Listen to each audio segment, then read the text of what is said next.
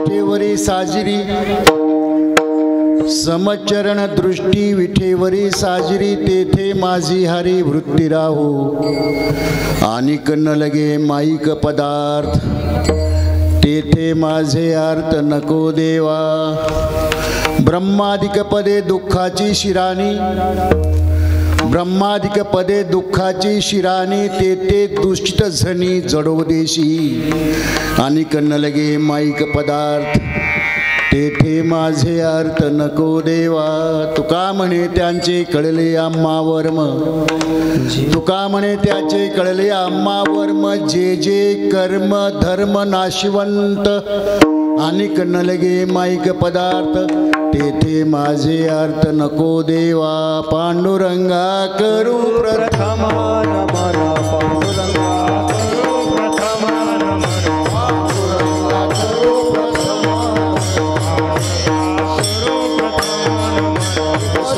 चरण संताचिया दुसरे चरण संताचिया दुसरे चरण संताचिया त्यांच्या कृपा दाने कथेचा विस्तार दाने कथेचा विस्तार त्यांच्या कृपा दाने कथेचा विस्तार कृपा दाने कथेचा विस्तार बाबाजी सद्गुरु दास तुका बाबाजी सद्गुरु दास तुका बाबाजी सद्गुरु दास तुका यांचे केले स्मरण होय सकळ विद्यांचे अधिकरण तेची वंदू श्री चरण श्री गुरूंचे ते नमस्कारोने आता मस्तक पायावरे वार करे संतांच्या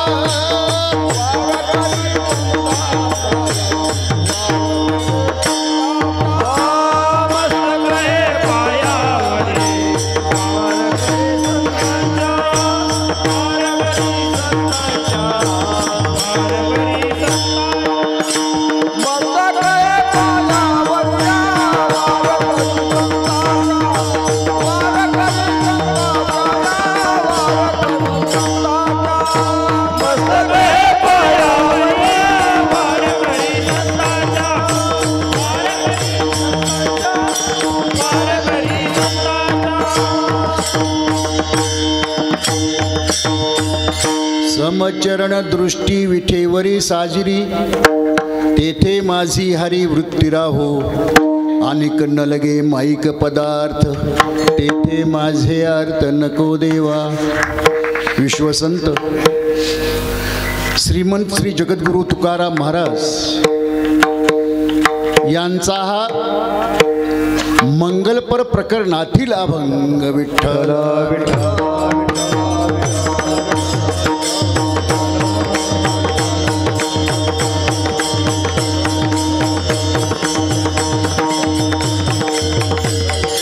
परमपूज्य गुरुवर्य भाऊ यांच्या कृपाशीर्वादानं आणि आवटे महाराज यांच्या प्रेरणेनं पुढाकारानं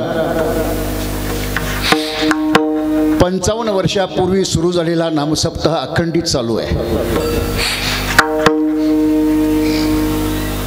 काही वर्षी मलाही इथं हजर राहण्याचा योग आलेला अतिशय लहान असताना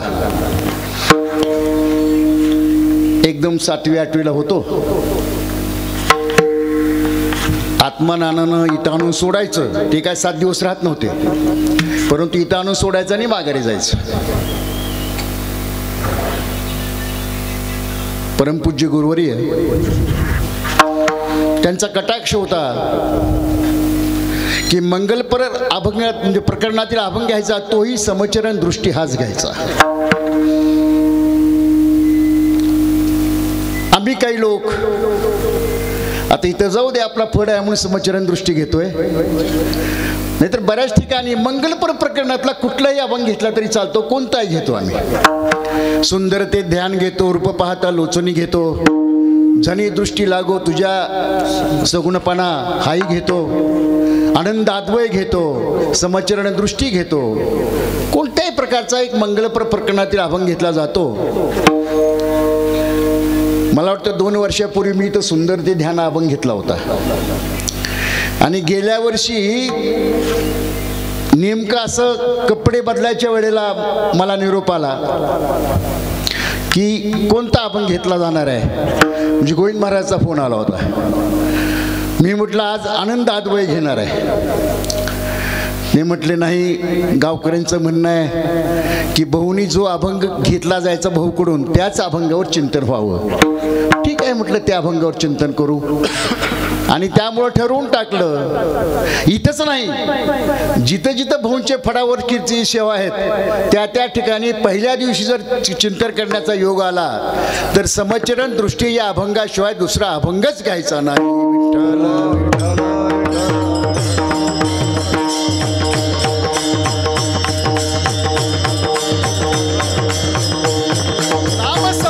सुरुवातीला मंगलपर प्रकरणातील अभंग घ्यावा हा अलिखित नियम आहे वारकरी संप्रदायाचा. पाळत मात्र नामांकित महाराजच पाळत नाहीत. कोणत्याही अभंगावर पहिला दिवस असो, दुसरा असो, तिसरा असो, कोणत्याही अभंगावर कीर्तन करायचं म्हणते कोणताही अभंग घेतला जातो, पहिल्या दिवशी मंगलपरच घ्यायला पाहिजे असा त्यांना नियम नाही. परंतु जी सांप्रदायिक मंडळी आहे, नामांकित महाराजांच्या पैकी राऊत महाराज असतील, संदीपान महाराज असतील, त्यानंतर शेखर महाराज असतील, त्यांना योगायोगानं पहिल्या दिवशी जर कीर्तन करण्याचा योग आला तर मंगलपर प्रकरणातील कोणताही अभंग ते घेतात, दुसरा घेत नाहीत. मंगलपर प्रकरणातील अभंग पहिल्या दिवशी घ्यावा हा नियम आहे. याचा अर्थ असा नाही की मध्ये आधी कधी घेऊ नये. मंगलपर प्रकरणातील अभंगाला तशा प्रकारचं कुठलंही बंधन नाही. मग मंगलाद्यानी, मंगलमध्यानी, मंगलांतानी कोणत्याही वेळेला नामसप्ताहामध्ये मंगलपर प्रकरणातील अभंग घेता येतो. विठ्ठल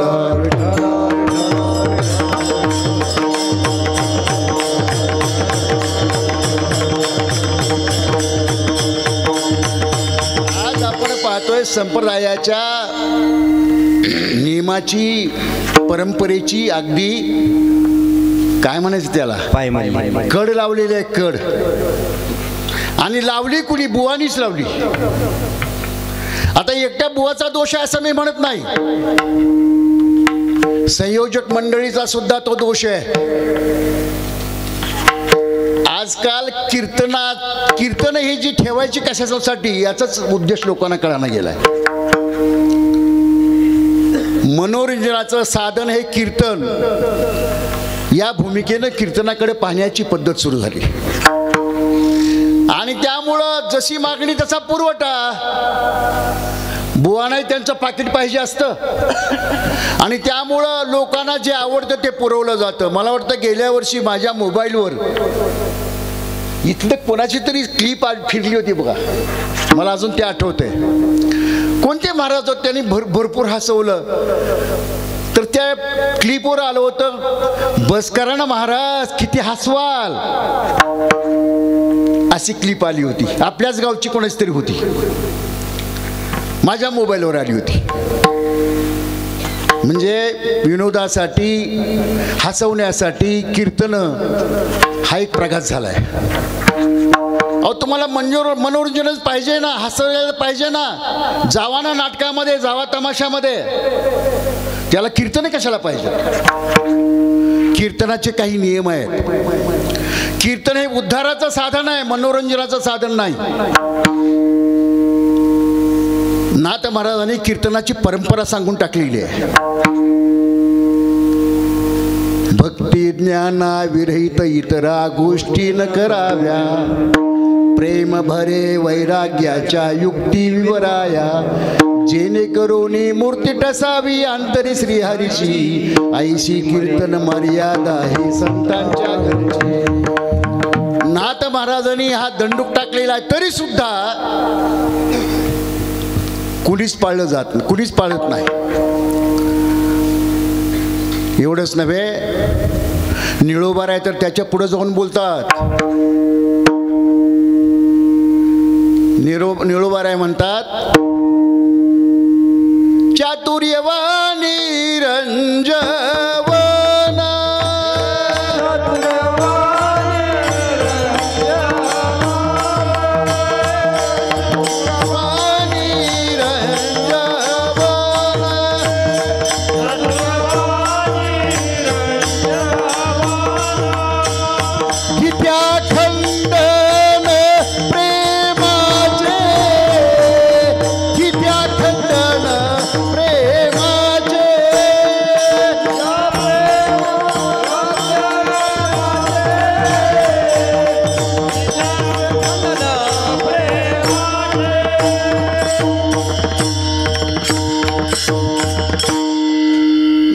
कीर्तनामधल्या त्या कीर्तनामध्ये जे भगवतविषयी प्रेमभाव निर्माण व्हायचा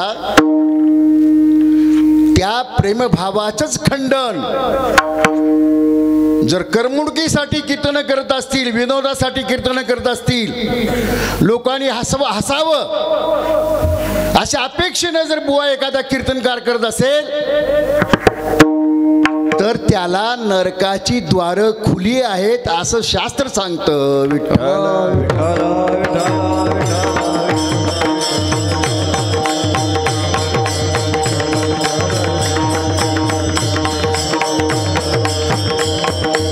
मंगलपर प्रकरणातील चिंतन पहिल्या दिवशी घ्यायला हवं. मंगलपर प्रकरण म्हणजे नेमकं काय? कशाला मंगलपर प्रकरण म्हणायचं? मंगल 3 प्रकारचं आहे.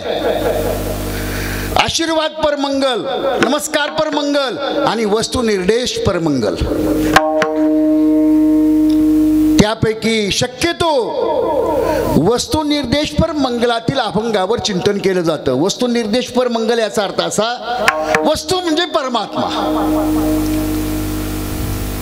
सर्वांच्या हृदयदेशी मी अमुका आहे ऐसी, ऐसी बुद्धी स्फुरे आरणेसी ती वस्तुगामी. परमात्म्यानं स्वतःचा परिचय करून देताना म्हटलंय की प्रत्येकाच्या हृदयामध्ये वास्तव्य करणारा जो कोणी आहे ती वस्तू मी आहे.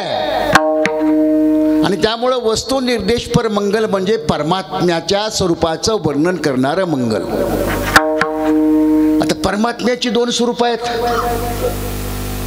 एक सोपाधिक स्वरूप आहे ज्याला आपण सगुण परमात्मा म्हणतो, आणि दुसरं निरुपाधिक स्वरूप आहे ज्याला आपण निर्गुण परमात्मा म्हणतो. मग नेमकं कोणत्या परमात्म्याचं स्वरूप वर्णन मंगलपर अभंगामध्ये केलं जातं हाही प्रश्न त्यानंतर निर्माण होतो.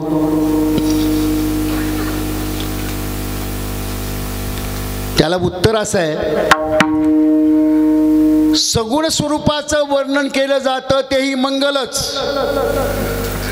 निर्गुण स्वरूपाचं वर्णन केलं जातं तेही मंगलच, आणि सगुण आणि निर्गुण या दोन्ही स्वरूपाचं वर्णन केलं जातं तोही मंगलपर अभंग.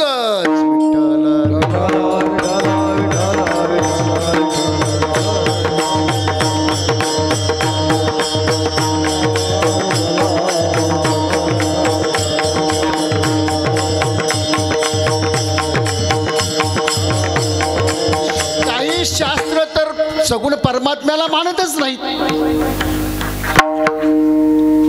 आर्य समाज ठळक उदाहरण आहे त्याचं. आर्य समाजाला मूर्तीपूजा मान्य नाही. आर्य समाज हा सगुण परमात्मा मानत नाही. निर्गुण परमात्म्याची कास धरावी असं त्यांचं तत्वज्ञान आहे. वारकरी संप्रदाय मात्र म्हणतोय निर्गुण परमात्मा हाच एकमेव परमात्मा, हेही मान्य आहे. परंतु निर्गुण परमात्म्यापर्यंत जाण्यासाठी सगुण परमात्म्याचं साह्यच घ्यावं लागतं. कारण सगुण परमात्म्याच्या आराधनेमुळं चित्ताची स्थिरता आणि चित्ताची शुद्धता प्राप्त होत असते. जोपर्यंत चित्त शुद्ध होत नाही आणि स्थिर होत नाही तोपर्यंत निर्गुण परमात्म्याची आराधनाच होत नाही. आणि चित्तशुद्धी करता आणि चित्ताच्या स्थिरतेकरता सगुण परमात्म्याची उपासना करणं आवश्यकच असतं.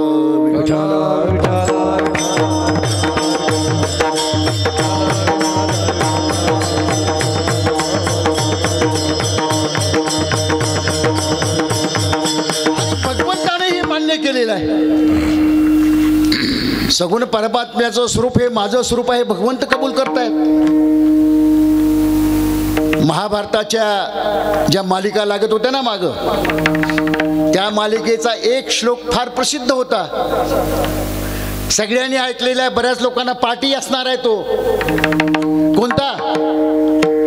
यदा यदा हि धर्मस्य ग्लानिर्भवति भारत अभ्युत्थानमधर्मस्य तदात्मानं सृजाम्यहम् परित्राणाय साधूनां संभवामि युगे युगे धर्म संस्थापनार्थाय पवित्राणां साधूनां विनाशाय च दुष्कृतां धर्म संस्थापनार्थाय संभवामि युगे युगे. हा श्लोक काय सांगतोय? हा श्लोक सांगतोय परमात्मा म्हणतोय मी निर्गुण निराकारी आहे, परंतु विशिष्ट कारणासाठी मला सगुण रूप धारण करावं लागतं. म्हणजे सगुण रूप आणि निर्गुण रूप याच्यामध्ये काहीच फरक नाही. सगुण मनो की निर्गुण रे, सगुण मनो की निर्गुण रे.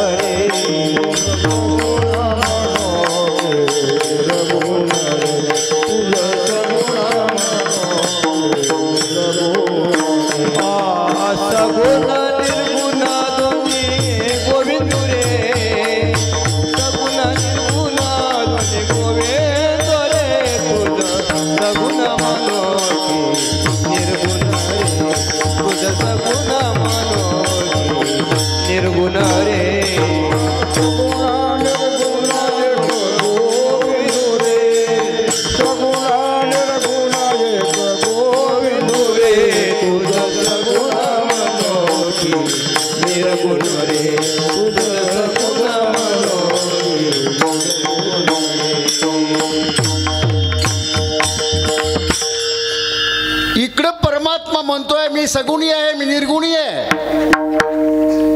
गीताशास्त्रामधले काही श्लोक घोटाळ्यात पडणारे आहेत.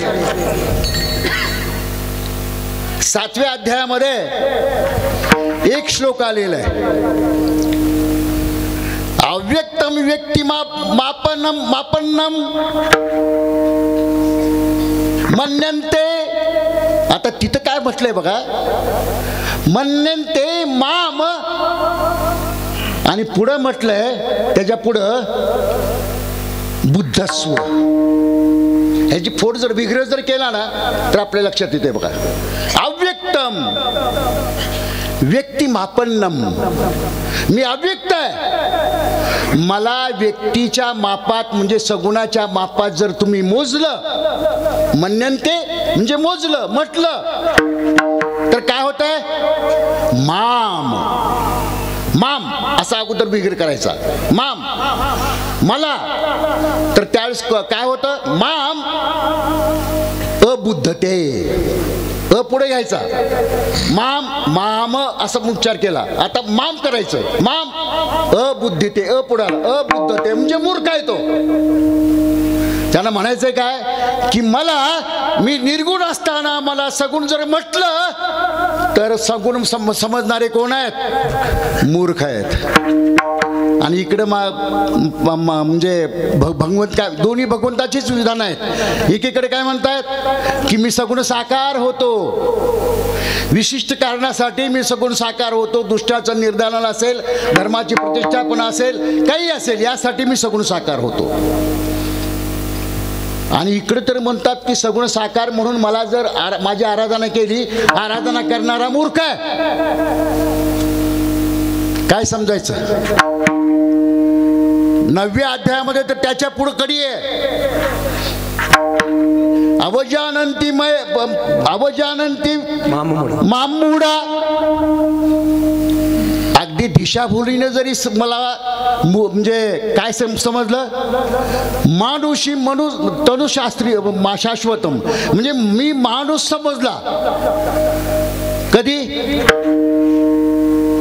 म्हणजे अजाणतेपणी सुद्धा मला जर माणूस समजलं तर तो कोण आहे? तो मूर्ख आहे. अगदी न समजता जरी मला माणूस समजला तर तो मूर्ख आहे असं म्हटलं जातं. आणि इकडं मात्र वारकरी संप्रदाय आग्रहानं सगुणाची उपासना करायला आपल्याला प्रेरित करतो. विठ्ठल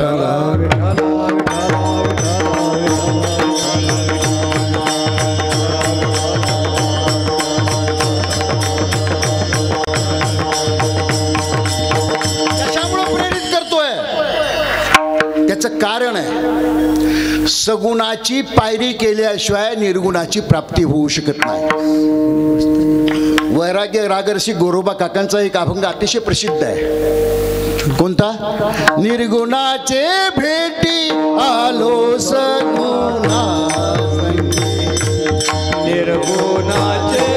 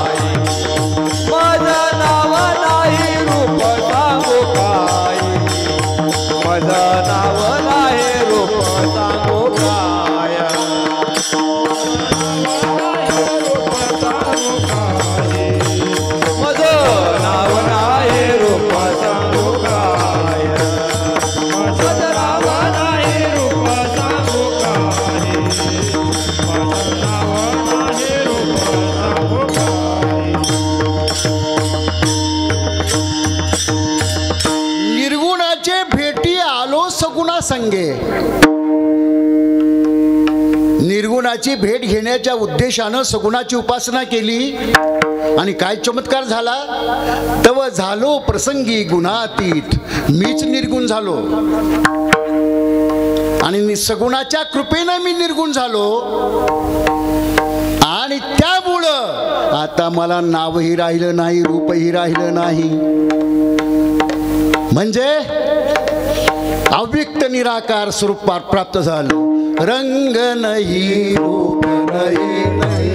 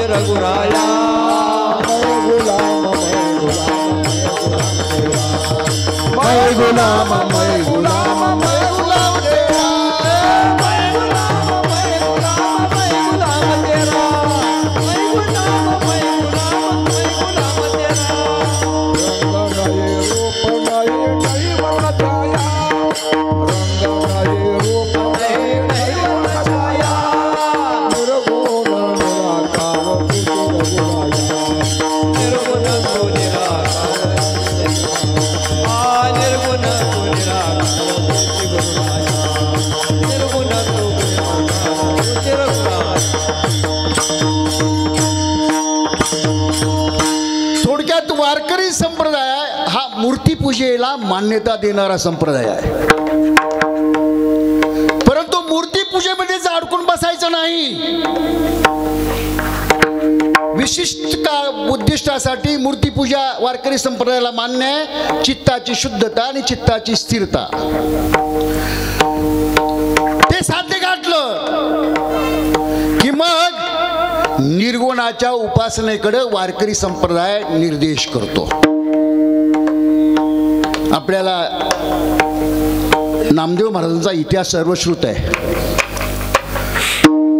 बाल्यावस्थेमध्ये त्यांच्या हातचा नैवेद्य परमात्मा घेत असायचे, दूध प्यायचे. नामदेव महाराजांना वाटायला लागलं की माझ्यासारखा श्रेष्ठ भक्त कुणीच नाही, कारण प्रत्यक्ष परमात्मा माझ्या हातचं जेवण घेतोय. शेवटी परमात्म्याला त्यांचं अज्ञान दूर करण्याची वेळ आली. संतांची परीक्षा झाली. काका महाराजांनी नामदेव महाराजांना कच्चं मडकं ठरवलं. नामदेव महाराज परमात्म्याच्या दरबारामध्ये गेले आणि बोक्साबोसी रडायला लागले. देवा, मी कसा कसा काय? परमात्म्यानं शांतपणानं सांगितलं, नामदेवा खरंच तू कच्चा आहेस रे. तुला जर पक्क व्हायचं असेल तर औंढ्याला जा आणि विसोबा खेचराला गुरु करून घे. त्याशिवाय तुझ्या मनामध्ये जो सगुण स्वरूपाचा जो न्यूनगंड आहे तो न्यूनगंड कमी होणार नाही. सांगण्याचं तात्पर्य आहे की सगुणाच्या उपासनेशिवाय निर्गुणाची प्राप्ती नाही आणि त्यामुळं सगुणाची उपासना अतिशय महत्वाची आहे. चिंतनासाठी घेतलेला जो अभंग आहे त्या अभंगामध्ये सगुण परमात्मा आणि निर्गुण परमात्मा दोघांच्याही स्वरूपाचं वर्णन अभंगाच्या पहिल्या चरणामध्येच केलेलं आहे. समचरण दृष्टी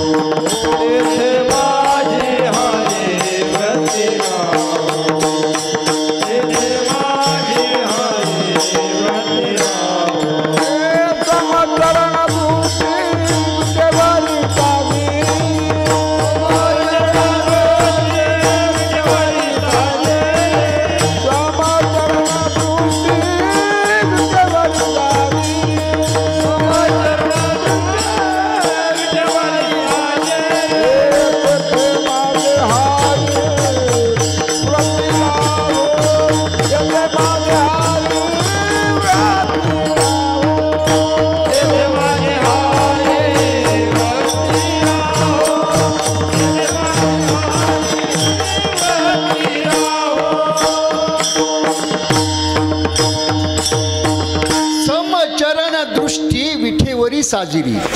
पहिलाच तुकडा घ्या फक्त, दुसऱ्या तुकड्यामध्ये मागणीचं स्वरूप आहे.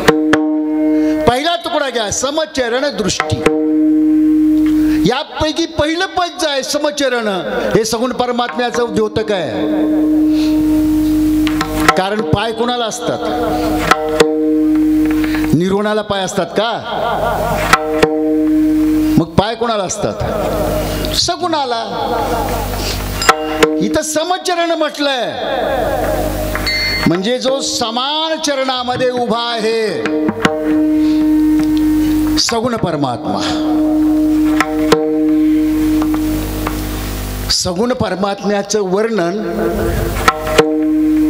हे तटस्थ लक्षणाने केलं जातं शास्त्रामध्ये. त्याला तटस्थ लक्षण म्हणतात. तटस्थ लक्षण कधी मानायचं? शास्त्रीय व्याख्या अगोदर सांगतो, नंतर उदाहरणानं पटवून देतो. जे लक्षाच्या ठिकाणी कधी असतं किंवा कधी नसतं, परंतु ज्यावेळेस असतं त्यावेळेस ते लक्षाचा बिनचूक भेद घेतं, त्याला तटस्थ लक्षण म्हणतात. अर्थ काय याचा? अर्थ अर्थ याचा असा आहे की त्या स्वरूपाच्या ठिकाणी वर्णन केलेलं जे आहे ते असतं किंवा नसतं. आता सगुण परमात्मा समान चरणावर जो उभा आहे का? राम अवतारामध्ये कसा उभा आहे? एक पाय माग एक पुढं. कृष्ण अवतारामध्ये देहुडा चरणी कसा उभा आहे? दीड पायावर उभा आहे, दीड पायावर. आणि पंढरीचा पांडुरंग समचरणावर. म्हणजे भगवंताचं एकच रूप वेगवेगळ्या काळामध्ये, त्रेतायुगामध्ये वेगळं, द्वापर युगामध्ये वेगळं, कलियुगामध्ये वेगळं. त्रेतायुगे रामप्रभूचं युग, त्या काळामध्ये पुढं मागं पाय करून धनुष्याची दोरी ओढायच्या आविर्भावामध्ये उभा आहे. कृष्ण अवतारामध्ये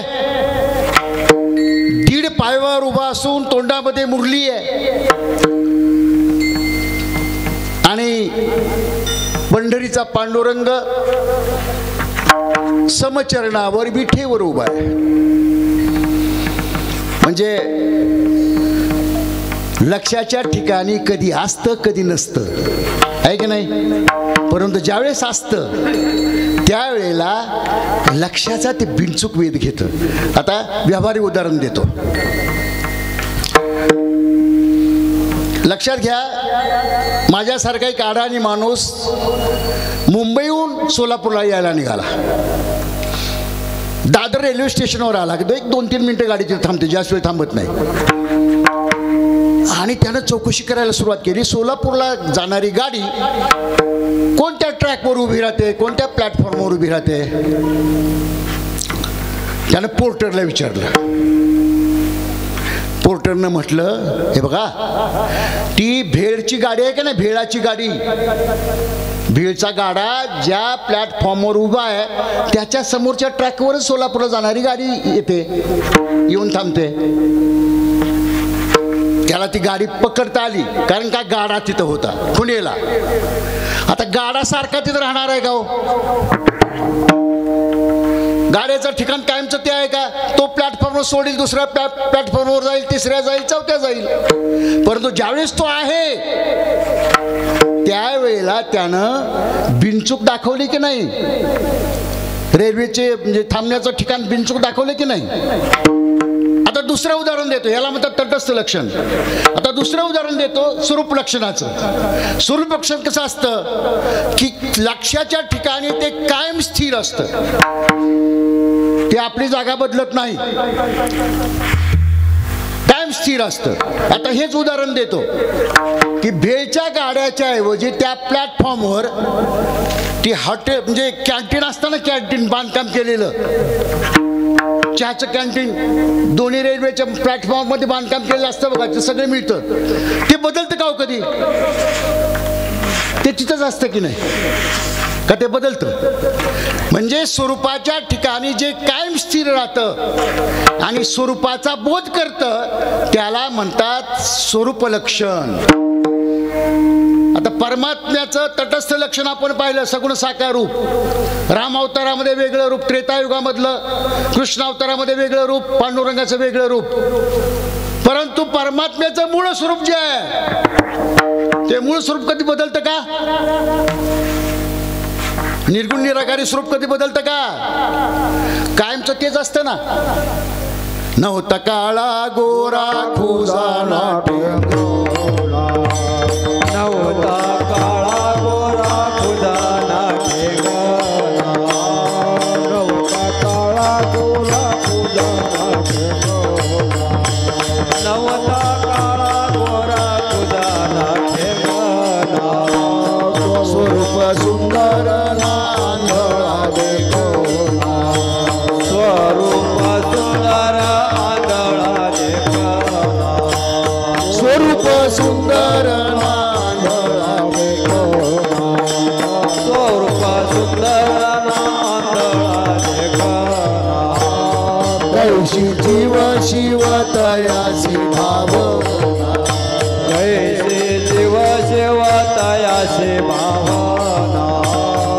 कैशी जीव शिव तयासी भावना कैसे जीव शिव तयासी भावना पंचभौतिकाना नेणे पंच प्राणावो रूप धरिले सगुण रूप धरिले सगुण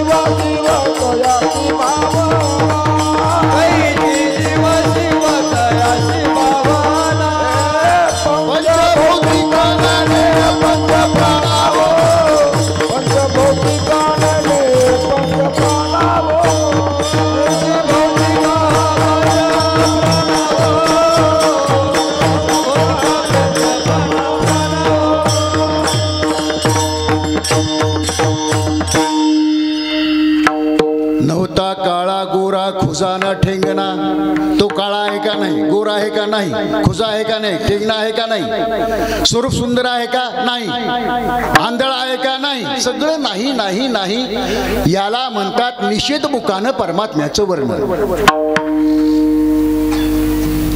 निर्गुण निराकारी परमात्म्याचं वर्णन हे विधिमुखाने कधीच करता येत नाही तुरळक अभंगात विधिमुखानं वर्णन करण्या एवढे नसता सगळं वर्णन हे निषेध मुखाचं आहे आणि निषेध मुखाचं वर्णन हे विधिमुखाच्या वर्णनापेक्षा जास्त परिणामकारी असतं परमपूज्य गुरुवेर एक गोष्ट सांगायची जुना काळ होता एका मुलीला पाहण्यासाठी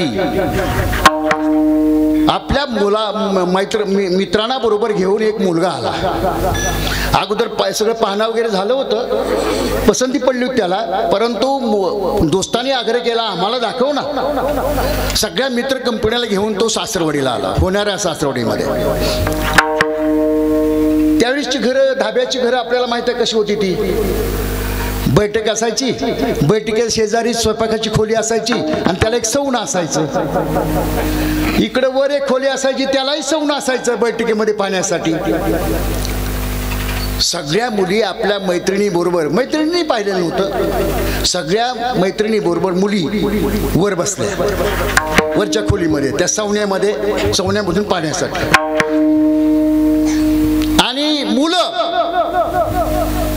खाली बसली आपल्या मित्राबरोबर आता मित्रही त्या मुलीला दाखवत होता आणि ती मुलगी तिच्या होणाऱ्या पतीला दाखवत होती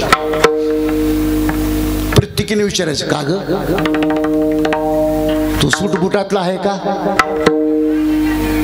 तिनं नाही म्हणायचं नाही होई म्हणायचं नाही मग काय करायचं नुसतं असं खाली बघायचं मैत्रिणी ओळखायचा हा नाही पुन्हा विचारायचं अगं तो टोपीवाला आहे का चष्म्यावाला आहे का सगळं करून झालं तिनं खाली मान घातली वर केलीच नाही आणि शेवटी विचारलं अगं तो सगळं नाही नाही म्हणतेस तो जॅकेट घातलेला आहे का त्यावेळेस तिनं उत्तर दिलं नाही फक्त हसली आणि हसल्यामुळं काय झालं मैत्रिणी ओळखलं की हा तिचा नवरा आहे तसं विधिमुखानं ती सांगू शकत नाही लाजते ती जुन्या काळातली मुलगी आहे ती नव्या काळातली नाही आताच्या काळात लग्न व्हायच्या अगोदर सगळं उरकत असतं त्यामुळे तो काळ नाही आपण गृहीत धरायचा जुन्या काळातला प्रसंग आहे हा शेवटी तिनं न सांगता तिचा जो भावी पती आहे तो ओळखला तसं परमात्म्याचं स्वरूप विधिमुखाच्या ऐवजी निषेधमुखानं ज्यावेळेस केलं जातं त्यावेळेस ते ओळखता येतं. आणि परमात्मा हा सगुण स्वरूपामध्ये सहसा कधी सापडत नाही, शेवटच्या क्षणामध्ये. माऊलीचं एक अभंग फार प्रसिद्ध आहे. पाया पडू गेले तव पाऊलच न दिसे, पाया पडून गेले तव पाऊलच न दिसे, पाया पडून गेले तव पाऊलच न दिसे, पाया पडून गेले तव पाऊलच न दिसे. भाते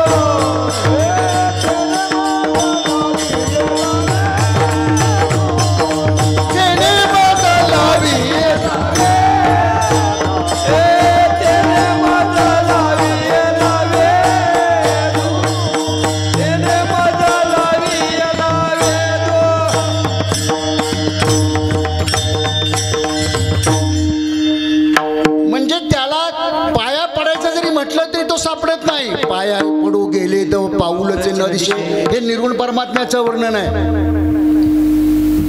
आणि त्यामुळं ह्या निर्गुण परमात्म्याला पकडण्यासाठी जोपर्यंत आपली चित्ताची शुद्धता आणि स्थिरता होत नाही तोपर्यंत तो हाती लागत नाही. आणि त्यासाठी सगुण परमात्म्याची आराधनाच करावी लागते.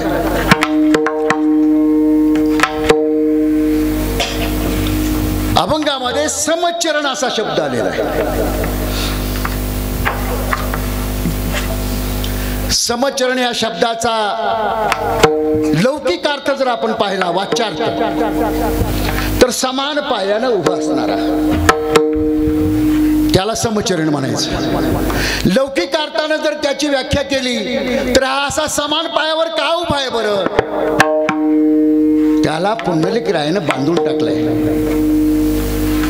कारण समान पायावर उभं राहणारी माणसं पळत नाहीत का? पळू शकतात. पळण्यासाठी एक पाय पुढे एक मागच करावं लागेल, की किमान चालण्यासाठी सुद्धा. समान पायावर जर चालायचं म्हटलं तर उड्या मारत चालावं लागेल, आणि असं किती चालणार तो. त्यामुळं त्या परमात्म्यानं स्थिर राहावं, बद्ध जीवाच्या कल्याणासाठी त्यानं स्थिर राहावं, हालू नये एका जागचं, म्हणून समचरण. आणि हे कोणाचे उपकार आहेत? पुंडलिक रायाचे. पुंडलिक रायाचे. घातली लोळणी गा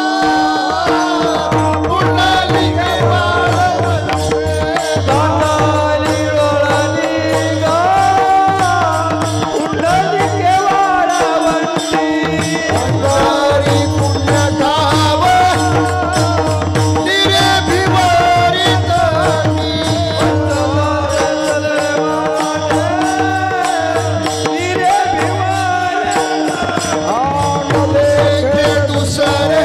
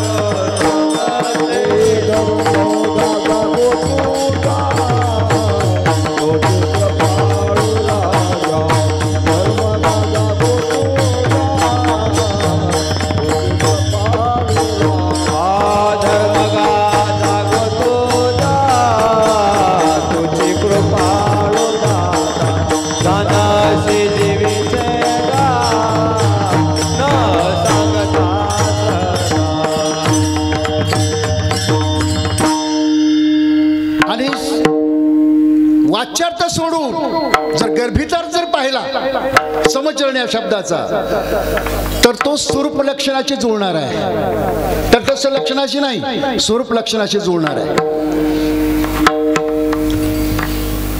समम सर्वेषु भूतेषु तिष्ठन्तं परमेश्वरं विनश्यत्तं य पश्यति स पश्यति. हा परमात्मा समम सर्वेषु भूतेषु सगळ्या प्राणी मात्रामध्ये तो समान स्वरूपामध्ये आहे असा त्याचा अर्थ आहे. म्हणजे हे स्वरूप लक्षणामध्ये आलं, सगळ्यामध्ये तो समान पद्धतीने आहे. हत्तीमध्ये जेवढा अंश आहे परमात्म्याचा आत्म्याच्या स्वरूपामध्ये तेवढाच अंश मुंगीमध्ये सुद्धा आहे, जास्त कमी नाही, तेवढाच अंश आहे. आणि त्यामुळं परमात्म्याचं समचरण म्हणजे परमात्म्याचं समस्वरूप. कारण चरण या शब्दाला शास्त्रीय अर्थ काय आहे? चरण या शब्दाला शास्त्रीय अर्थ आहे स्वरूप. पंढरीच्या पांडुरंगाचं आपण दर्शन घेतो, कशाचं दर्शन घेतो? चेहऱ्याचं. कशाचं दर्शन घेतो? चरणाचं दर्शन घेतो, कारण चरण म्हणजेच स्वरूप असतं.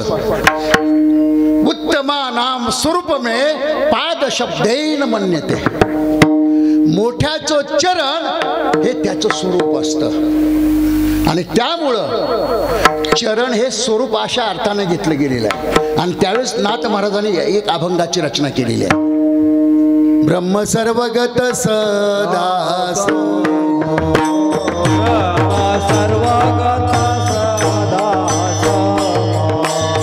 ब्रह्म सर्वगत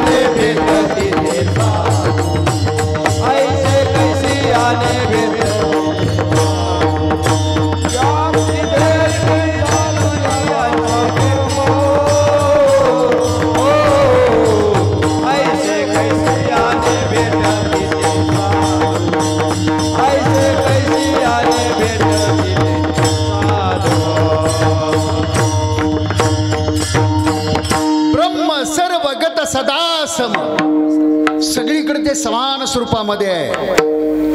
येथे अणु नाही विषम. अणु रेणू सुद्धा विषम नाही, विषमता नाही त्याच्यामध्ये. आणि हे जे ओळखतात ते कोण आहे? ते खरे संत आहेत. ते ऐसे जाणती ते अति दुर्गम. कोण आहे ते? हे संत आहेत. त्यामुळं समचरण या पदाचा अर्थ स्वरूप लक्षणाकडे सुद्धा जातो. आणि दुसरं काय? समदृष्टी. कारण इथं विशेषण दोन आहेत, म्हणजे विशेषण एकच आहे. सम कशाला लागले? चरणाला आणि दृष्टीला. समचरण दृष्टी असं म्हणतो आपण, परंतु खरं काय? समचरण समदृष्टी.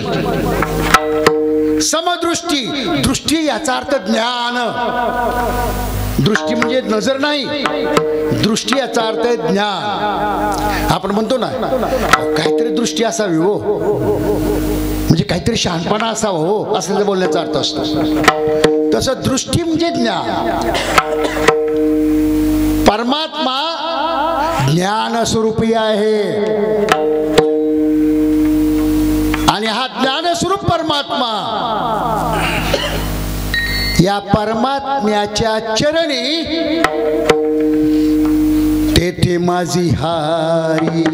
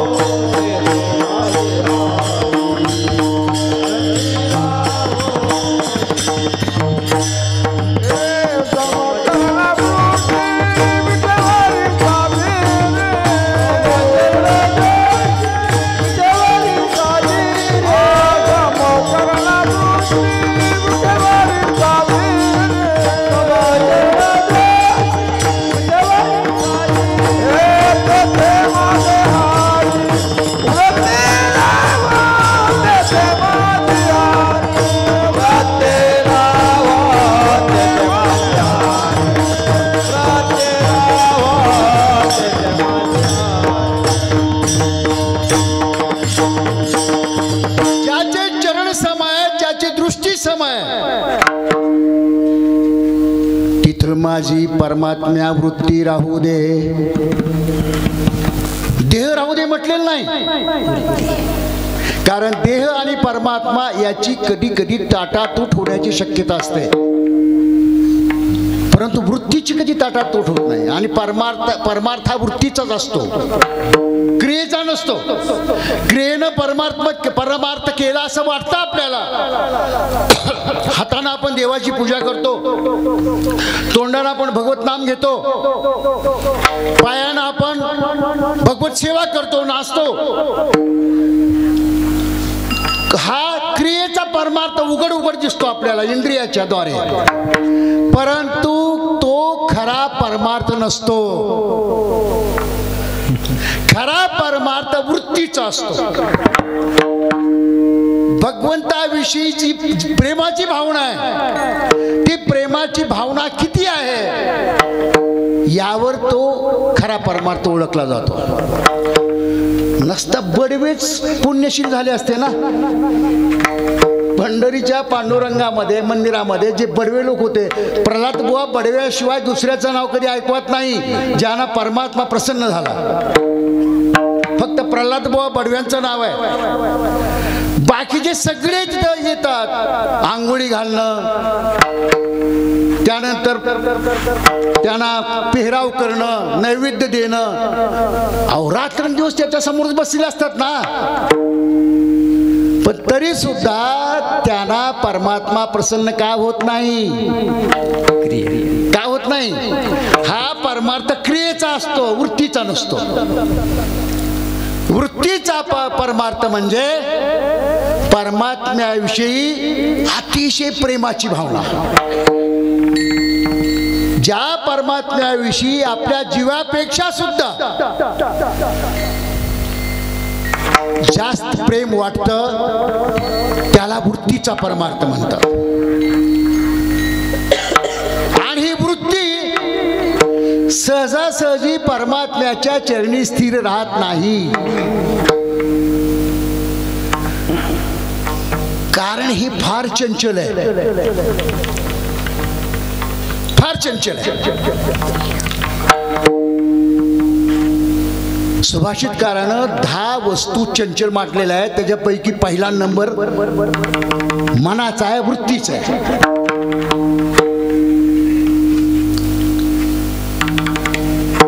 मनो मधुकरो मेघो मानिनी मदनो मरुत भामदो मर्कटो मत्स्यो मकारा दश चंचला.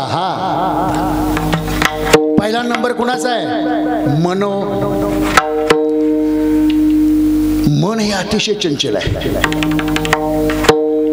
आणि त्यामुळे ते सहजासहजी भगवत चरणी स्थिर राहतच नाही. आपलं राहतं का मला सांगा बरं? रोज आपण उपासना करतो, नित्यनेमानं उपासना करणारी काही मंडळी आहेत तिथं. उपासना करताना तरी आपलं चित्त स्थिर असतं का? मोऱ्या गोसाळीचं राहिलं नाही, आपलं कसं राहील? चिंतामणीची सेवा करणारा तो 15 दिवसानं प्रवासातून बाहेर घरी आला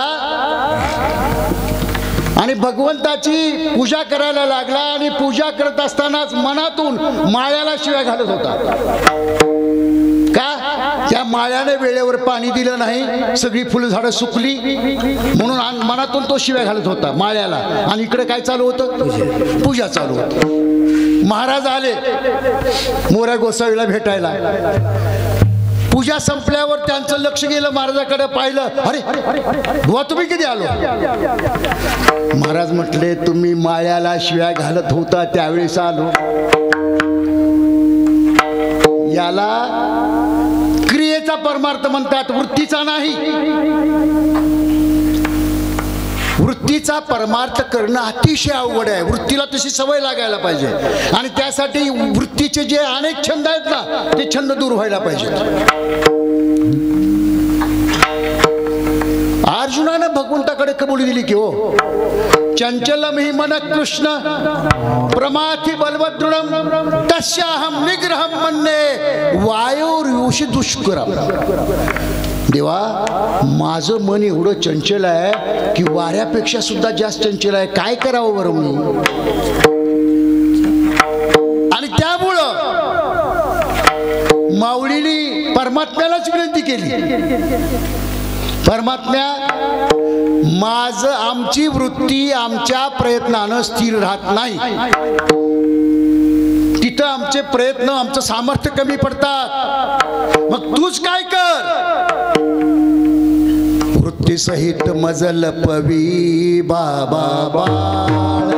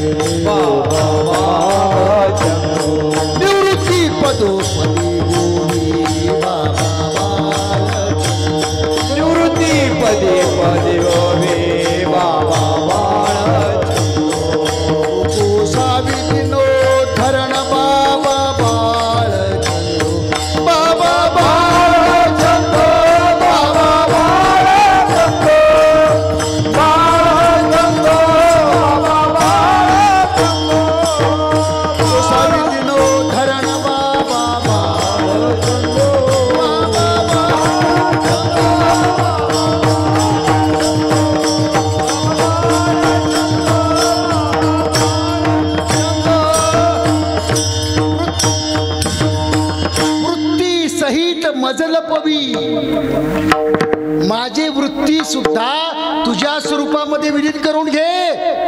तिला जर बाजूला ठेवलं तर ती अनेक विषयामध्ये रममान होईल. गुरुवारी भव्य उदाहरण द्यायचे. एक माणूस नित्याची उपासना करत बसलेला होता आणि नेमकं त्यावेळेला एक त्यांचा नातू रांगत रांगत आला. म्हणजे मोठा होता जरा पण आला आपल्या आजोबाकडे जवळ बसला. बोबड्या शब्दामध्ये त्यांनी म्हटलं, बाबा तुमचं माझ्यावर प्रेम आहे का या देवावर आहे? त्या बाबानं सांगितलं. बाबा जवळ घेतलं त्याला, डाव्या हाताने त्याला गोंजारायला सुरुवात केली. उजव्या हाताने पूजा चालू होती आणि डाव्या हाताने गोंजारत गोंजारत म्हटलं, बाबा बाळा तुझ्यावरही आहे आणि देवावरही आहे. मुलगा हुशार होता. तो म्हटला, बाबा लबाड बोलतात, बाबा लबाड बोलतात. का? प्रेम कुठंतरी एकावरच असतं, दोघावर कधीच नसतं. दोघावर जे प्रेम असतं त्या प्रेमाला व्यभिचार म्हटला जातो. विठ्ठल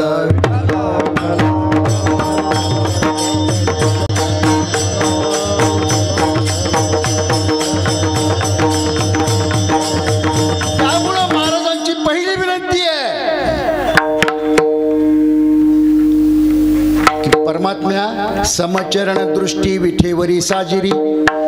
हे परमात्म्या माझी वृत्ती तिथं स्थिर कर.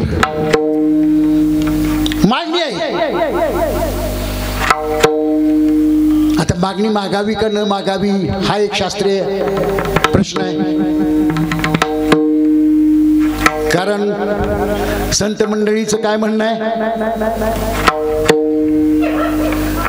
काही मागणे आम्हा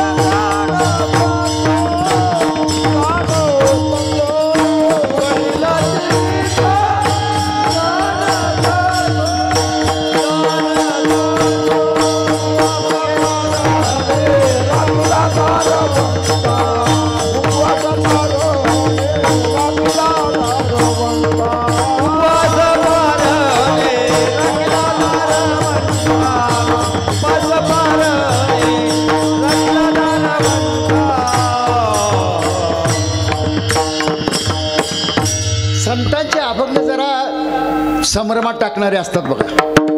ह्याचा शब्दाचा अर्थ काय होतो सांगा बरं. काही मागणे हे अमानुचित, ह्याचा अर्थ काय होतो की परमात्म्याजवळ काही मागू नये, फक्त परमात्म्याची उपासना करावी, आराधना करावी, असाच अर्थ आहे. त्याचा काय अर्थ आहे मग. काही मागावून काही मागू नये. हा काही शब्द आहे. काही शब्द काय सांगतोय. काही मागणे. मागण्याचे दोन प्रकार, काही न मागण्यासारखं आणि काही मागण्यासारखं. मागण्यासारखं काय आहे. मानवी जन्म ज्यासाठी आपल्याला प्राप्त झालेला आहे महत्प्रयासानं,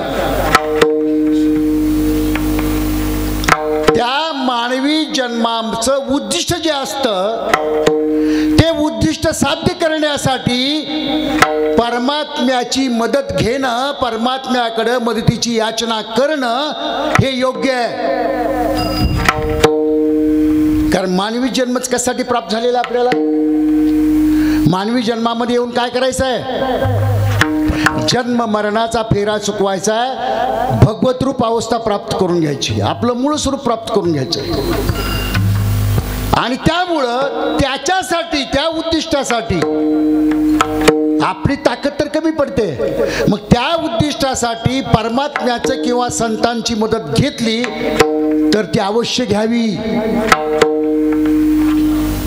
परंतु मला मूल होऊ दे, माझं कोर्टातलं भांडण मिटू दे, मला पैसा भरपूर मिळू दे, मला नोकरी लागू दे, माझं लग्न होऊ दे, अशा अर्थानं केलेली परमात्म्याकडे मागणी ही मागणी न मागणं या सदरामध्ये मोडते. मागायची सुद्धा हुशारी लागत असते. काय मागावं याची हुशारी लागत असते. एक भिकारी रस्त्यामध्ये बसलेला होता, गलित गात्र अवस्थेमध्ये, आणि त्या नगरीच्या राजाची स्वारी त्याच रस्त्यानं जात होती. राजाची दृष्टी तिकडे गेली. त्यानं प्रधानाला बोलावलं. प्रधानजी,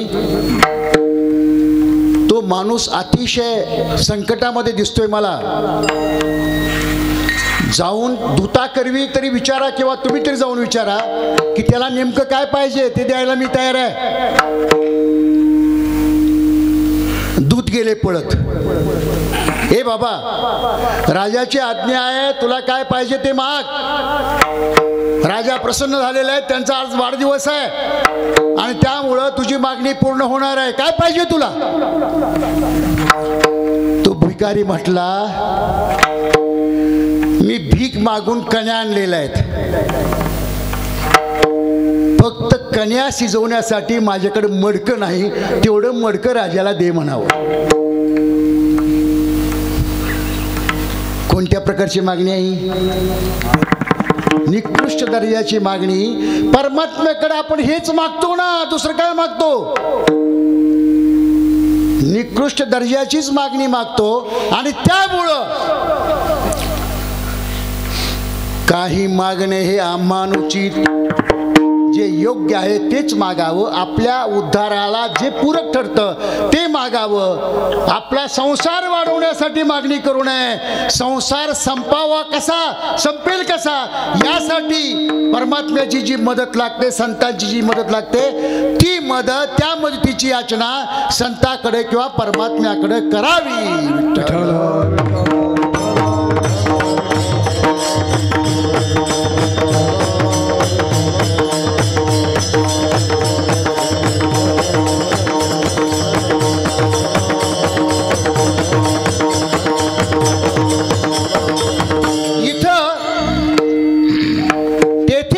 हरी वृत्ती राहो याचा दुसरा एक अर्थ होतोय. आणखी अभंगाचे जेवढे अर्थ करता येतील तेवढे थोडीच असतात. तेथे माझी हरी वृत्ती राहो याचा अर्थ वृत्ती तिथे गेलेली आहे. गेलेली वृत्ती त्याच ठिकाणी राहू दे अशी मागणी आहे का नाही? म्हणजे मागणी कोणत्या प्रकारची आहे? शास्त्रीय दृष्ट्या ही मागणी कोणत्या प्रकारची आहे? याला म्हणतात क्षेमाची मागणी. अप्राप्तस्य प्राप्तिर्योग हा आणि प्राप्तस्य प्रतिपालनम क्षेम हा. जे मिळत नाही ते मिळावं म्हणून मागणी करणं याला योग म्हणतात. आणि जे मिळतं ते टिकून राहावं यासाठी जी मागणी केली जाते त्याला क्षेम म्हणतात. आणि योगापेक्षा क्षेम अतिशय कठीण असतो.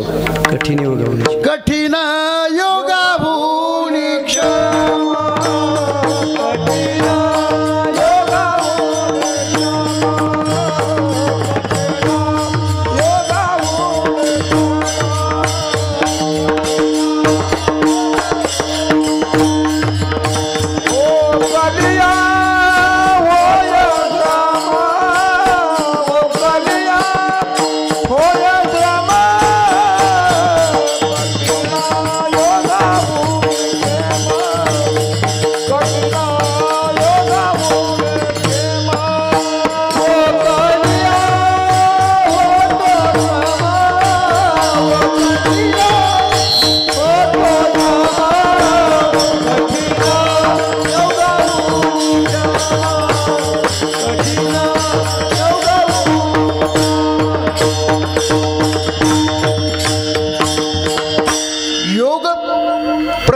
प्राप्त होतो. असा एकही माणूस नाही की ज्याला योग प्राप्त होत नाही. कधी ना कधी त्याचा उर्जित काळ येत असतो. परंतु उर्जित काळ आल्यानंतर तो उर्जित काळ टिकवणं हे महत्वाचं असतं. एखाद्याला लॉटरीमध्ये भरपूर संपत्ती मिळते. ती संपत्ती टिकवून आपला प्रपंच वृद्धिगत करण्यासाठी जर त्यानं प्रयत्नशील राहिला तर त्याला किंमत आहे. नसता दारू गांजामध्ये बाकीच्या व्यसनामध्ये ती मिळालेली संपत्ती जर घालवली तर त्याला काय अर्थ आहे? शास्त्रामध्ये महाभारतामध्ये एक प्रसिद्ध उदाहरण आलेलं आहे. माऊलीने त्या उदाहरणाचा उल्लेख ज्ञानेश्वरीमध्ये केलेला आहे. नहुष स्वर्गापती झाला तो राहटी भांबावला, तेने भुजंगत्व पावला नेनसी काही. उदाहरण कुठलं आहे? राजा नहुषाचं. राजा नहुषानं आपल्या पुण्य प्रभावानं इंद्राला सिंहासनावर खेचलं आणि स्वतः इंद्र झाला. परंतु इंद्र झाल्यानंतर योग आला, योग प्राप्त झाला, परंतु तो योग टिकविता आला नाही. मनामध्ये इंद्राणीची अपेक्षा निर्माण झाली. निरोप पाठवला इंद्राणीला, आता मी तुझा नवरा आहे आणि त्यामुळं माझी इच्छा पुरी करण्यासाठी तू तत्पर राहा, मी तिकडे यायला लागलोय. घाबरली ती बिचारी. तिनं बृहस्पतीला विनंती केली गुरुना की असा नहुषाचा निरोप आलाय, मी काय करू?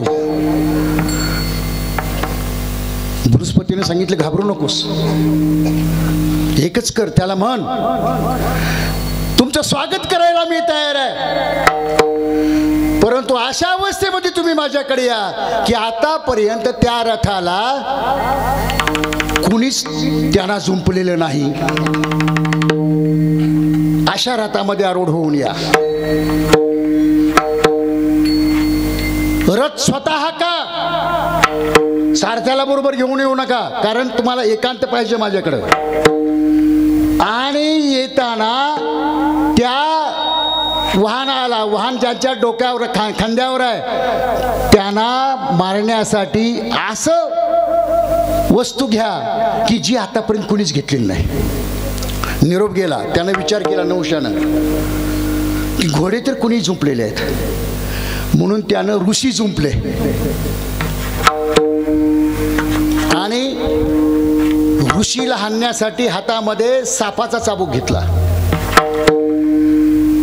त्याला एवढी गडबड झाली होती, कधी इंद्रायणीची भेट होते, उतावळी झाला होता तो, आणि त्यामुळं सर्प सर्प सर्प सर्प असं म्हणायला लागला. सर्प म्हणजे वेगात चला, वेगात चला, वेगात चला.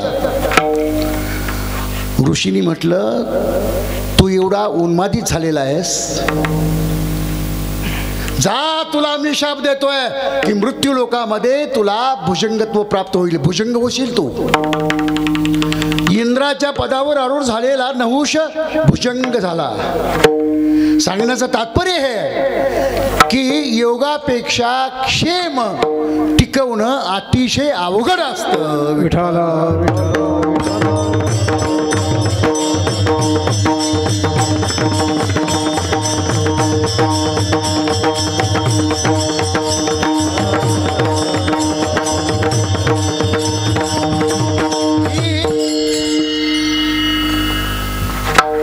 जे पाहिजे ते मागितलेलं आहे आणि जे नको ते टाळायलाच पाहिजे. म्हणजे इष्टाची प्राप्ती आणि अनिष्टाची व्यावृत्ती व्हायला हवी. काय पाहिजे हे सांगितले पहिल्या चरणामध्ये. काय पाहिजे मला? समचरण दृष्टी विठेवरी साजिरी, तेथे माझी हरी वृत्ती राहो. इष्टाची मागणी आहे आणि इष्टाची मागणी बिंदोकपणे पूर्ण व्हावी. त्यामुळं त्या मागणीमध्ये येणारे जे अडथळे असतात ते अडथळे सुद्धा दूर व्हायला हवेत. म्हणून अनिष्टाची व्यावृत्ती करण्याची विनंती महाराज अभंगाच्या दुसऱ्या चरणामध्ये.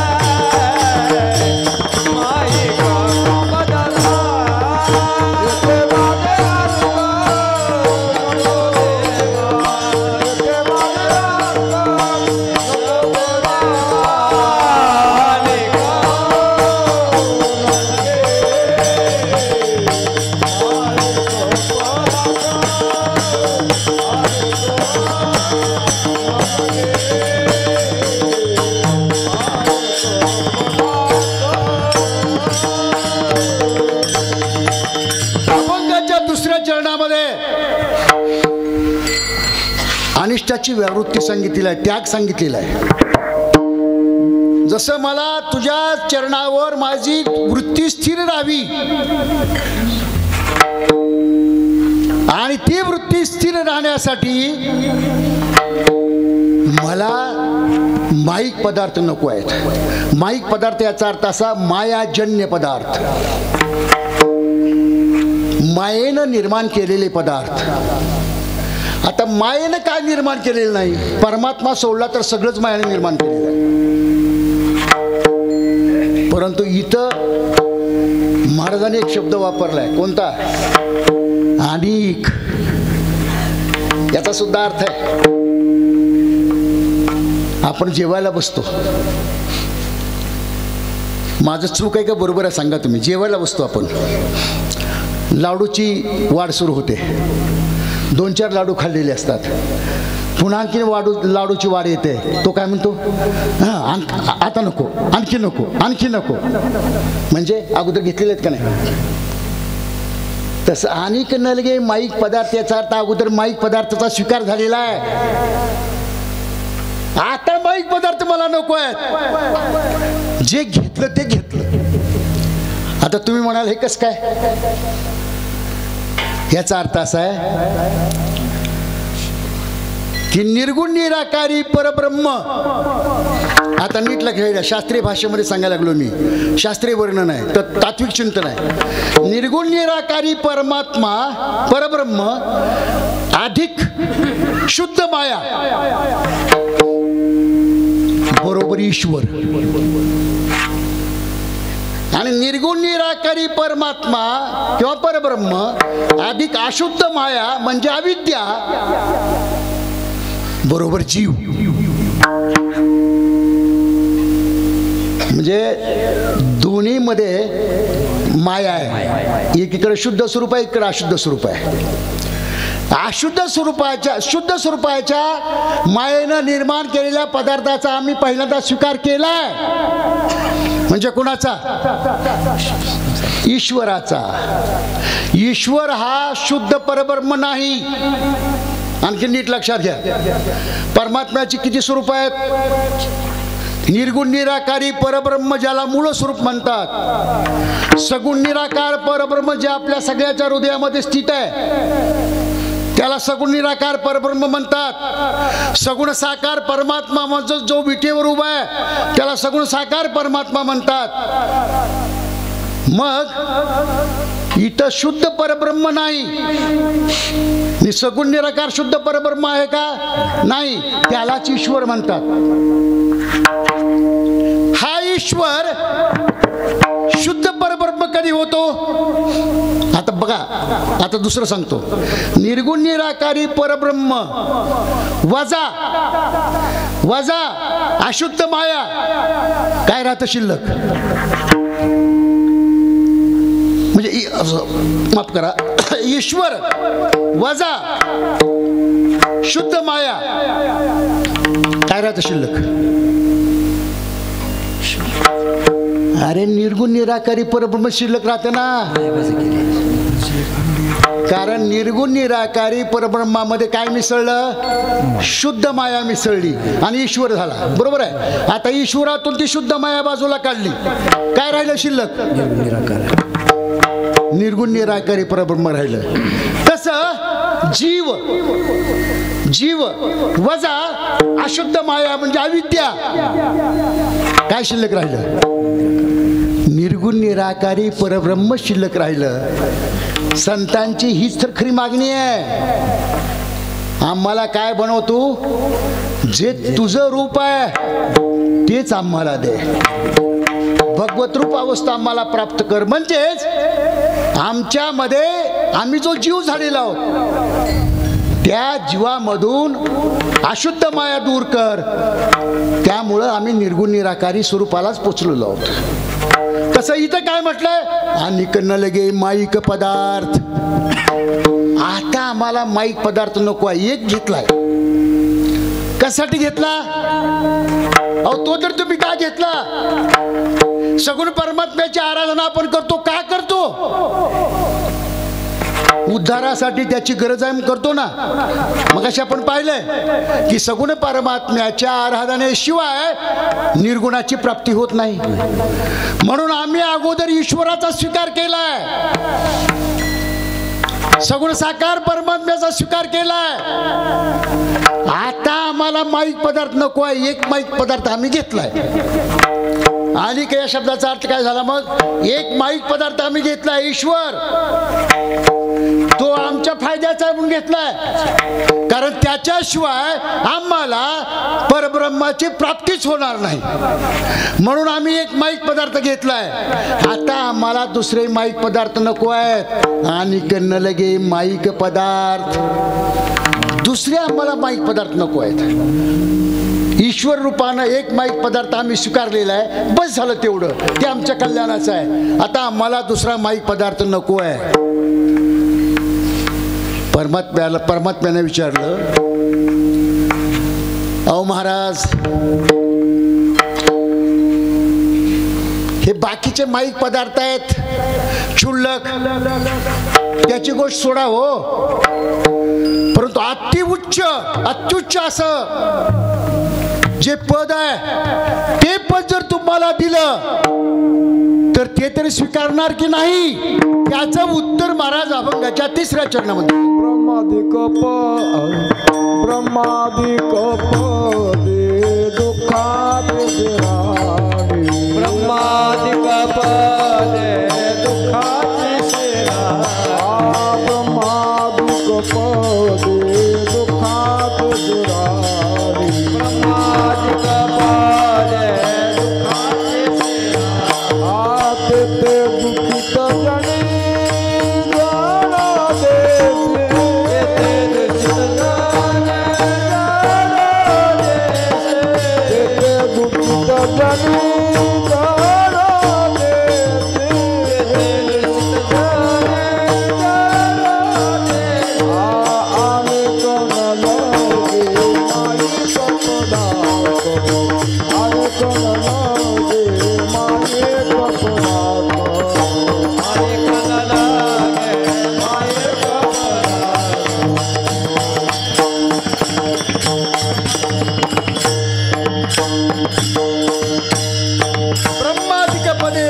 जणी शिराणी.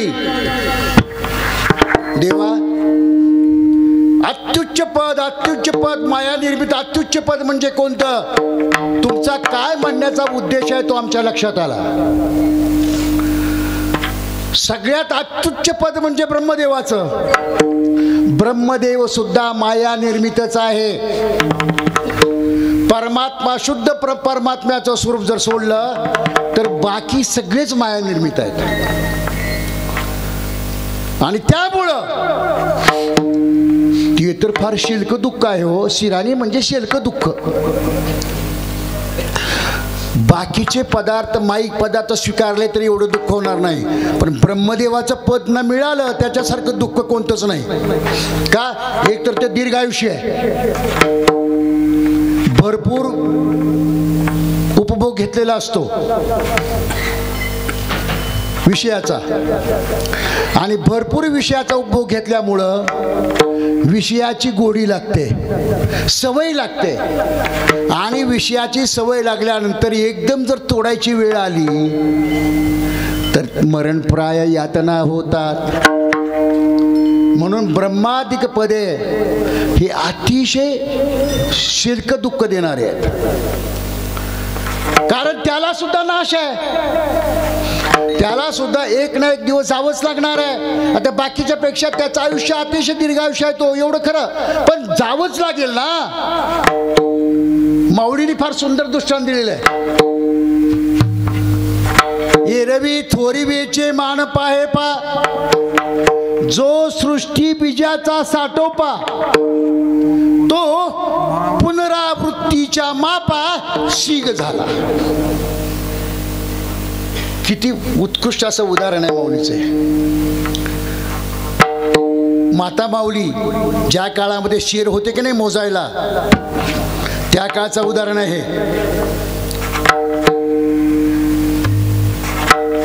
ज्वारी शेरामध्ये भरली आणि पुन्हा तो शेर असा उपडा केला, काय होईल हो? काय होईल त्याच्यामुळं? काय होईल? वरचे जे दाणे आहेत त्या सिगीचे ते आता कुठे गेले?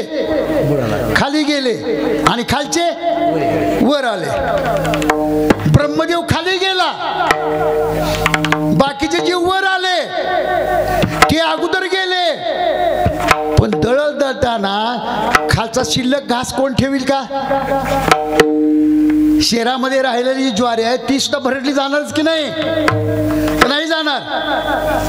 ब्रह्मपणाची बडसे न चुकती पुनरावृत्तीचे वळसे, निवडलियाचे जैसे पोट न दुखे.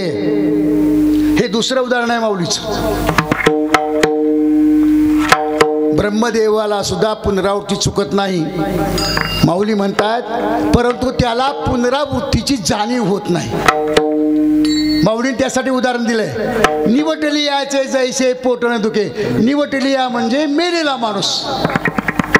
मेलेल्या माणसाचं ज्याप्रमाणे पोट दुखत नाही त्याचप्रमाणे ब्रह्मदेवाची पुनरावृत्ती, त्या पुनरावृत्तीची एवढी जाणीव ब्रह्मदेवाला होत नाही, परंतु त्याला सुद्धा मरावंच लागतं.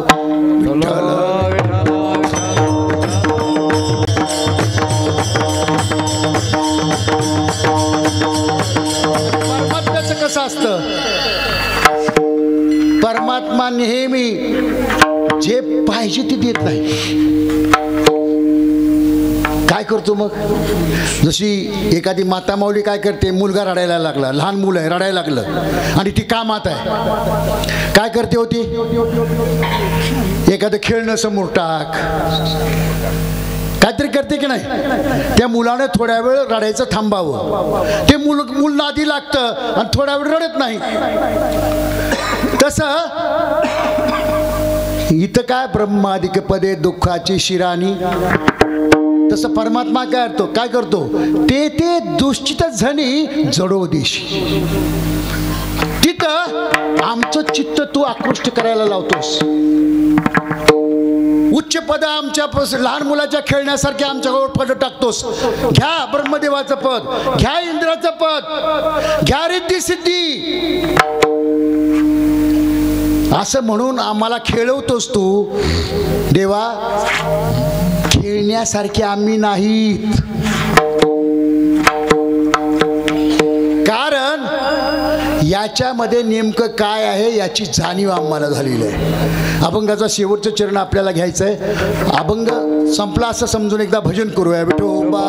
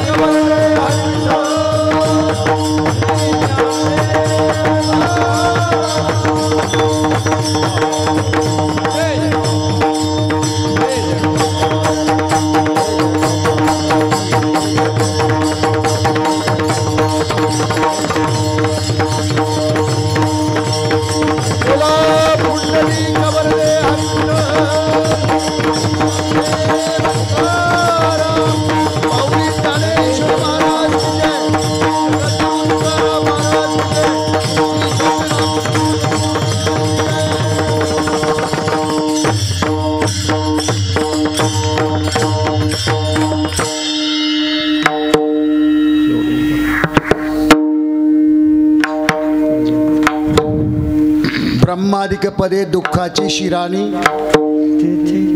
ते दुष्ट जनी जडो देशी. परमात्म्या, आम्हाला माहित आहे रे, तुला आम्हाला तुझं प्रेम पाहिजे, परंतु प्रेम देण्यामध्ये तू एवढा कंजूस आहेस. बाकीचं सर्व काही देतोस, पण प्रेम मात्र द्यायला तू तेवढा तयार होत नाहीस. पण आमची अवस्था अशी आहे, आम्ही सुद्धा तुझ्याकडून बाकीचं काही नको आहे आम्हाला.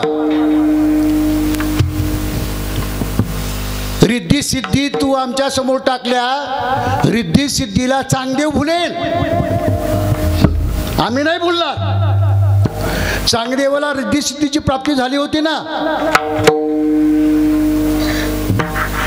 तो समाधी अवस्थेमध्ये असताना त्या परिसरातली जेवढी माणसं मरायची तेवढी तिथं आणून टाकायची, आणि त्याची समाधीचं उत्थान झालं की त्यानं नजर फिरवली की सगळी प्रेत जिवंत व्हायची. एवढी रिद्धी सिद्धी त्याला प्राप्त झालेली होती. सगळ्या संतांना सुद्धा अशा रिद्धी सिद्धी प्राप्त झालेल्या असतात, नाही असं नाही. आता आता मला सांगायला वेळ नाही, माऊलींना सुद्धा रिद्धी-सिद्धी प्राप्त झाली ना. सच्चिदानंद बाबाला कुणी उठवलं? ताटीवर झोपवलं असताना, प्रेतयात्रा निघाली असताना सती जाणारी बायको जाताना एका महात्म्याचं दर्शन घ्यावं म्हणून नेवासा मंदिरामध्ये माऊलीच्या दर्शनाला आली, खांबाच्या मंदिरामध्ये. आणि दर्शन घेतल्यानंतर सौभाग्यवती भाव असा आशीर्वाद दिला माऊलींनी. तिनं म्हटलं, महाराज कुणाला आशीर्वाद देता तुम्ही? माझे पती त्यांची प्रेतयात्रा निघालेली आहे आणि मी साजशृंगार करून सौभाग्याचं लेणं लिहून मी त्यांच्याबरोबर सती जाण्यासाठी निघालेले आहे. कुणाला आशीर्वाद देता? माऊलीने विचारलं, काय नाव तुझ्या पतीचं? त्या माऊलीने सांगितलं, सच्चिदानंद. सच्चिदानंद कुठं मरत असतो का? सच्चित आनंद हे भगवंताचं स्वरूप आहे. सत म्हणजे अमर, चित म्हणजे ज्ञानसंपन्न प्रकाशमान आणि आनंद स्वरूप हे भगवंताचं स्वरूप आहे. माऊली उठले, त्या प्रेताजवळ गेले. अरे सच्चिदानंदा उठ असं म्हटल्याबरोबर ते प्रेत ताटीवरून उठलं. ही सिद्धी नाही, परंतु संत मंडळी सिद्धीचा वापर सहजासहजी कधी करत नाहीत, प्रसंगावरूनच करतात. रेड्यामुखी वेद बोलवला एकदाच, भिंत चालवली एकदाच, अनेकदा नाही. विरळा त्यांचं कार्य आहे रिद्धी सिद्धीच्या बाबतीत.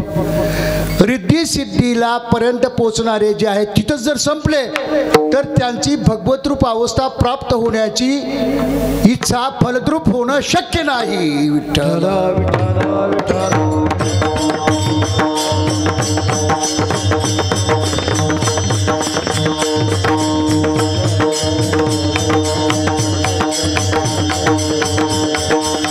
त्यामुळं देवा तू काही जरी टाकलं आमच्या समोर, लौकिक पदार्थ टाकले, त्याला आम्ही वश होणार नाही. पारलौकिक पदार्थ टाकले, इंद्राचं पद, ब्रह्मदेवाचं पद आमच्या पुढे टाकलं, त्यालाही आम्ही वश होणार नाही. का? त्याचं उत्तर महाराज अभंगाच्या शेवटच्या चरणामध्ये. तुका म्हणे त्याचे कळले आम्हावर, तुका म्हणे त्याचे कळले आम्हावर.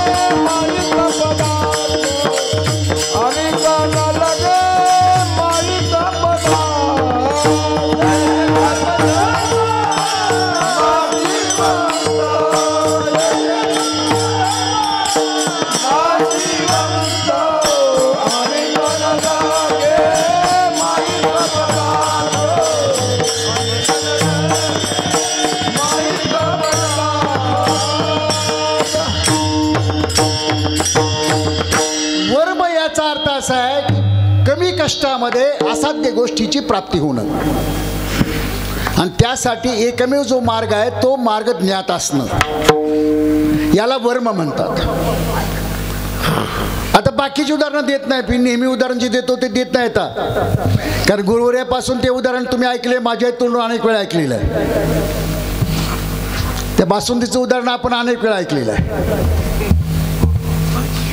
वर्म मी एक थोडक्यात दुसरी उदाहरणं देतो आणि आपली कीर्तनाची सांगता करतो, सेवेची सांगता करतो. पहिलं उदाहरण आहे की वाघाला पकडणं तसं सहजासहजी शक्य नसतं. कोण पकडतंय? नुसते डरकाळी अडकली ऐकली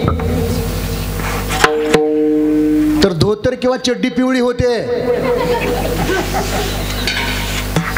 पकडेल कसं कोण? पण वाघाला पकडण्याचं एक वर्म आहे. वाघाला किमया करून जर त्याचे दोन्ही कान पकडले वाघ जागचा हालतच नाही. हे वर्म आहे वाघाचं. तो कानामध्ये अतिशय आदू आहे. पण ते पकडता यायला पाहिजे. तेवढं धारिष्ट्य पाहिजे, तेवढी कलाही पाहिजे. कोणत्या वेळेला कोणती म्हणजे चाल घ्यायची याची अनुभूती पाहिजे. वाघ आकळला जातो का? वाघाला पकडण्याचं वर्म त्याला माहीत झालं. दुसरं उदाहरण आहे, पारधी असतात ना, पारधी, हरिण पकडणारे पारधी. ते काय करतात माहिती आहे तुम्हाला? तिन्ही बाजूनी जाळं लावतात. एक बाजू रिकामी ठेवतात, तिन्ही बाजूनी जाळं. आणि रिकामी जी बाजू आहे ना त्याच्या समोर जी बंदिस्त बाजू असते जाळं लावलेली, त्याच्या पलीकडं म्हणजे चिटकून माग एक पारधी बसतो, ज्याला गायन कला अवगत आहे.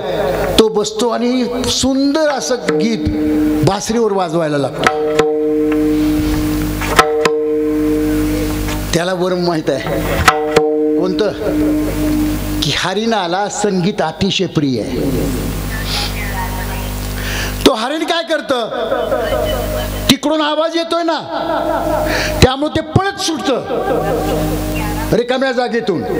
आणि पळत सुटून तो बासरीवाला जाळ्याच्या पलीकडे असतो, पळत सुटून जाळ्यामध्ये अडकतं.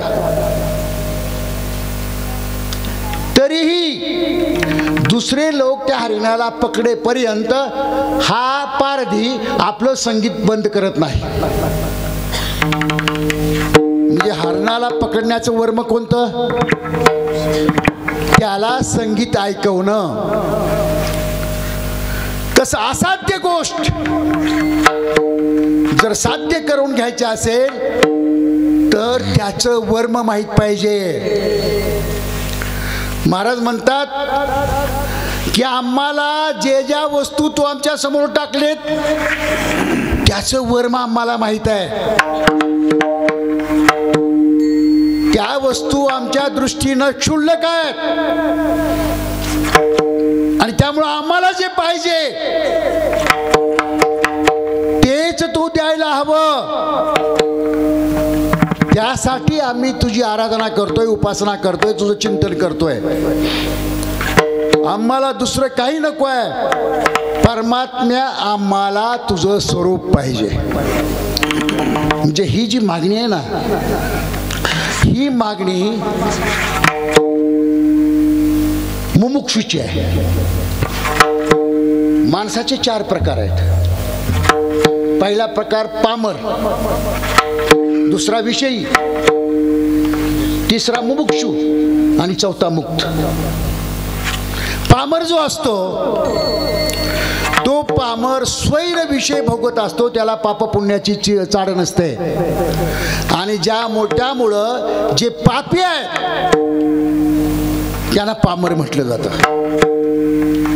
विषयासक्त जे लोक असतात मग ते विहित मार्गाने सुद्धा विषयाचं सेवन करणारे असू द्या, शास्त्रानं सांगितलेल्या पद्धतीप्रमाणे विषयाचं सेवन करणारे जरी असले तरी सुद्धा पामरापेक्षा ते जरा वरचे. परंतु पामरासारखेच पामर विषय भोगताना निवड करत नाही, स्वैरपणाने विषय भोगतो. आणि हे काय करतात? विषयी निवड करतात. चांगलं वाईट शास्त्रानं सांगितलेलं कोणतं आहे, शास्त्रानं सांगितलेलं कोणतं आहे, शास्त्रानं जे सांगितलं त्याचं सेवन करतात. म्हणून त्यांना विषयी म्हणायचं. आणि मुमुक्षू ज्याला विषयाची अनुभूती आलेली आहे, विषयाचं व्यर्थ पण लक्षात आलेलं आहे, पामराची वृत्ती पापी वृत्ती त्याची गेलेली आहे, त्याला फक्त भगवत दर्शनाची ओढ लागलेली आहे, भगवत प्रेमाची ओढ लागलेली आहे. असा जो मुमुक्षू आहे ना, त्या मुमुक्षूची अवस्था म्हणजे अभंगाची मागणी आहे. महाराज त्या अवस्थेला धरून मागणी करतायत की देवा आम्हाला तुझं प्रेम पाहिजे, बाकीचं काही नको आहे. मुक्त दशा प्राप्त झाल्यानंतर भगवंताकडे काहीच मागायची आवश्यकता नाही, कारण तो साधक तो भक्त भगवंतच बनलेला असतो. त्याला मुक्तदशा म्हणतात. मुक्तदशेच्या अगोदरची अवस्था मुमुक्षू, या मुमुक्षूच्या अवस्थेचं वर्णन या संपूर्ण अभंगामध्ये महाराजांनी केलेलं आहे. म्हणजेच थोडक्यात साधन भक्तीचं वर्णन आहे, साध्य भक्तीचं नाही. हे जे वर्णन आहे हे साधन भक्तीचं आहे की परमात्म्या तुझं प्रेम आम्हाला मिळू दे, त्याशिवाय आम्हाला दुसरं काही नको आहे. लौकिक भोग नको आहेत, अलौकिक भोग नको आहेत, पारलौकिक भोग नको आहेत. एवढं आत्तुच्च जे तुझी पदं आहेत ती पदं आम्हाला नको आहेत. फक्त आम्हाला तुझं प्रेम पाहिजे आणि तुझी भगवत रूप तुझी जी अवस्था आहे तीच अवस्था आम्हाला प्राप्त हो, यापेक्षा दुसरी मागणी आमची कोणतीही नाही. ज्ञानेश्वर